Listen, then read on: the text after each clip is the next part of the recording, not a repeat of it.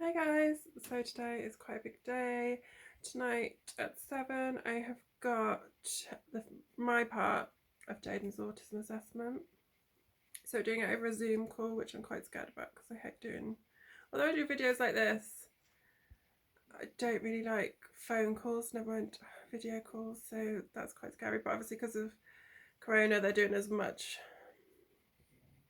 distanced as possible. So we're going to our office on Saturday for Jaden's part of the assessment, but my part of the assessment we're doing today by Zoom call, and then the school are just doing all theirs distance as well, so they've got all forms to fill in and things as well. Yeah, it's hit me this week. Like, I find today, I'm quite surprised. I'm glad in a way that it hit me earlier rather than now, but yeah, on Sunday I had like a complete, I don't know what to call it, breakdown, meltdown.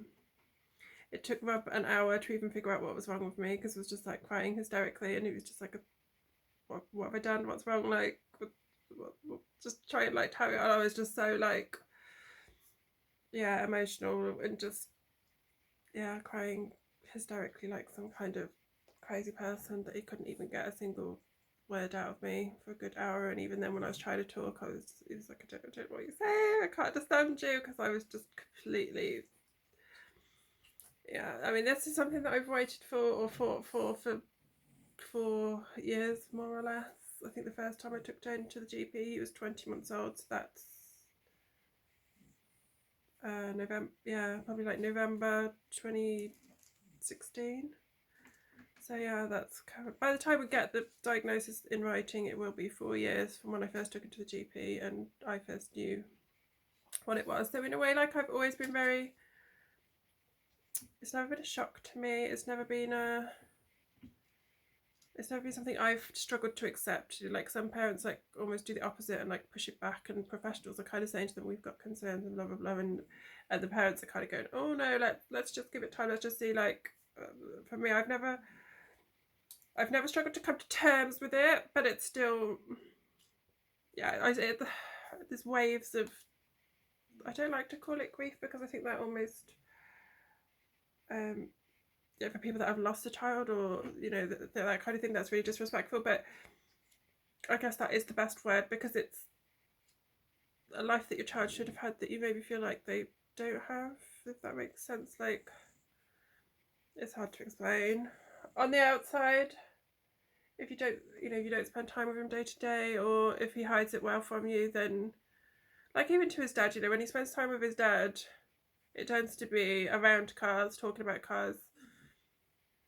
So to his dad, that's perfectly normal, because you're in a car-related environment, you're talking about cars, blah blah blah. But when we're walking Joe to school and he can't physically talk about anything else, he can't think about anything else, he can't focus on anything else, it's a different thing. It's a problem, because although it's his way of coping as well, because obviously if he's anxious, then it's and I'll try and say, we need to concentrate on other things, or let's try and, I say to him last night, let's try and think about other things that you like, other things that you could talk about, other things that you could tell people about that don't relate to cars. What else do you like? He came up with dogs and babies. So I don't know, maybe we'll talk about dogs for a while. He has been watching some dog videos on YouTube and things, but yeah, obviously there's a lot more to it than just cars. Is his hyper focus. Cars is his safety net. It's his safe thing, that when he doesn't want to think about anything else, so like if he doesn't want to think about scary school and everything else, he'll just focus on cars, and he'll just, I keep trying to think of what the phrase is, fact dump, that's not the official phrase for it, but he'll just talk about cars, and you could try and get him off it onto something else, but it's just, it's occupying his mind to try, and we all do it in some one way or another. I suppose when we're anxious, we think about happy things that we want to focus on, but it affects, yeah, every area of his life, because cars take over. And obviously there's a lot more to that, but like, now he's back at school, I think that's hit me as well, because year one is a completely different thing to reception, and if anything, he appears to have less support in school than he did in reception, which is terrifying, because he didn't have enough support in reception. So to have less than that in year one, where obviously it's a completely different thing anyway, because they're sat at desks doing work all the time, and it's work that he can't do, and he's just having work put in front of him, then I haven't a clue what he's meant to be doing with it. Or even like being asked to write his name, which he they know he can't write his name, so why they're, and when he says I can't do it, they just say keep trying. But yeah, that makes sense. That's probably half of what's hit me as well. But I think I'm more of a state about it than he is. Although Ella says he does get quite upset at school, and he has cried multiple times each day at school, which he never used to do in reception. So to get quite distressed and upset, obviously it is affecting him. But yeah, so I've gone completely off on a tangent, I know. But my Zoom tonight is mainly developmental things. So I think we're going through everything. I've done all the forms for her already, which have got a lot of developmental things, but this is everything all the way back as far as my pregnancy, birth, like milestones, like he crawled but then didn't walk, didn't talk, regressions, all of those kind of developmental things, all the way up to where he is now developmentally, which in some ways he's kind of at the bottom of what his peers should be, and then in other ways he's still, like, academically he's significantly delayed to more maybe like a 3-year-old, and emotionally again probably like 3, but then other things he's more 4 to 5. So yeah, I'm terrified, but I'm feeling calm today, which obviously is good compared to what I was like a couple of days ago where I was like completely hysterical. I'm sure I probably will at some point get emotional on the Zoom. I just have to keep telling myself that this lady is on my side, very much so. If no other reason than the fact that I'm paying her a lot of money.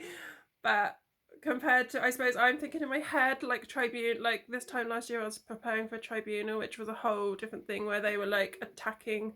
So if I can get through a thing where they're attacking me and trying to undermine me and trying to tell me that I'm lying, then I can get through this where hopefully, it's all going in the right direction rather than people trying to undermine me and attack me. So it's still terrifying as well, because it's still obviously my side of the family, not so much at all, but his dad's side of the family is still not really something that we talk about. His dad, I talk and he changes the subject.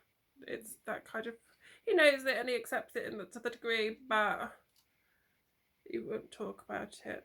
He used to just kind of say, when I used to say it a couple of years ago, he'd always just say he'll always be our boy no matter what. And now he just kind of,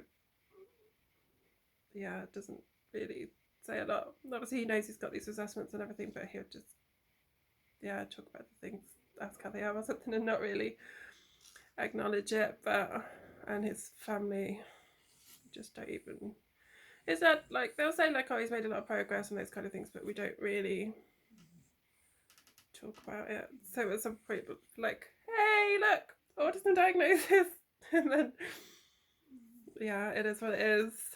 So there's a lot more to worry about than just the actual diagnosis itself, because obviously it doesn't make a huge difference, because in most things it is care levels and support needs that matter more than a piece of paper. I hope that an actual piece of paper with black and white writing on it will help, because then the next battle, as soon as this one's over, will be EHCP, and that one's going to be another big battle, and I fully anticipate the fact that it's not going to go straight through, and I fully think that I'll probably end up in mediation, if not tribunal, for it. So the next few months are certainly not going to be easy, but that's the life of a son mum. You fight and fight and fight, because the earlier, like I've always said this from day one, like from when he was like 2, like the earlier you start your fights, like this has been ongoing for 4 years, if I hadn't have started it until now, who knows what kind of a mess we'd be in. And EHCP, realistically, I mean, he's 5.5 now. If his EHCP is in place in a year's time, that's probably fairly realistic. Hopefully, I don't actually know. It could be longer. But I won't stop until he has the support that he needs in place, because at the minute, how you can have a child sat there with the same work as their peers when they've got no idea what they're doing is just terrifying. So the next battle begins as soon as this one, and well, this was not a battle, but as soon as this diagnosis is in place, then we'll concentrate on the HCP, and we'll just keep on going until we get to where we need to be, and then keep on going some more, because every time you think that you're getting, like this time last year, he was supposed to have this support in place, 30 hours funding and everything else, and then that never happened. So every time you think that, like, yay, we've got a victory, there's always the next hurdle. So yeah, I fully anticipate the next 10 years being the same while he's in education. So we just keep fighting on, keep smiling, keep a head above water. He's going into school quite happily, which will have more tears from Miles going in than from Jade, so that's good. And he likes the teachers. It's just the fact that he can't physically do the work and how they can give him work that he can't, you know, he doesn't have a clue what he's supposed to be doing, or, you know, he can barely hold a pen, can't write his name, and they're giving him words to write and things like that. It's just ridiculous, but we should get more into that another day. Today is about diagnosis, so yeah, I'll probably do another video later or tomorrow just about what kind of questions were covered and that kind of thing. And then obviously the main assessment is on Saturday.